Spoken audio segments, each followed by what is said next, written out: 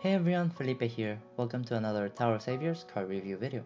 In this video, I'll be taking a look at the new bi-weekly card, Magma Dragoon. So Magma Dragoon is a fire machina with a CD6 skill and the following effect. Turn the top row into fire runes, and for one round, frozen runes can be dissolved, the character's attack times 4, and the character's damage will be dealt regardless of enemy's defense. Turning the top row into fire runes is pretty okay, it's just a regular convert skill. However, since you know specifically where the conversion is going to happen, you can basically ignore that row and then just spin the rest of the board, which will make it easier for you to spin higher combos. Additionally, this card will be really good at countering frozen runes, since you will be able to dissolve them even if they are perma-frozen. So in this case, if the runes are perma-frozen, they will revert back to the regular frozen state and you can dissolve them. This is a little bit less useful than exploding frozen runes like other cards in this collaboration, but it's still a pretty good way to counter the frozen runes, especially if you have an enemy that perma-freezes your board from the beginning. You can pair this card with another card that explodes runes and then get rid of the entire board if you need to. For the third and fourth effect, this is a burst option.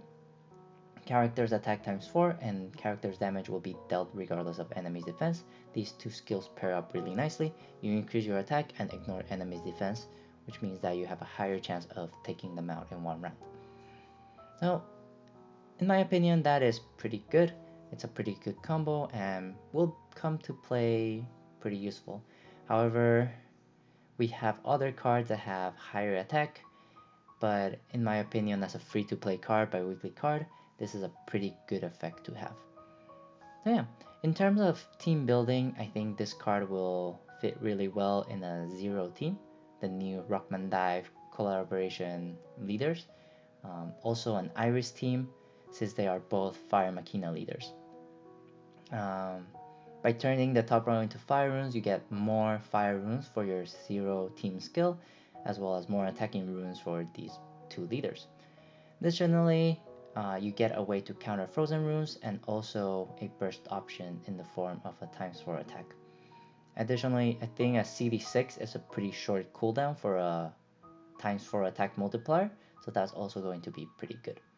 So in my opinion, I think this card is pretty good for a bi-weekly card, and I would say I recommend you to get at least one dual max copy.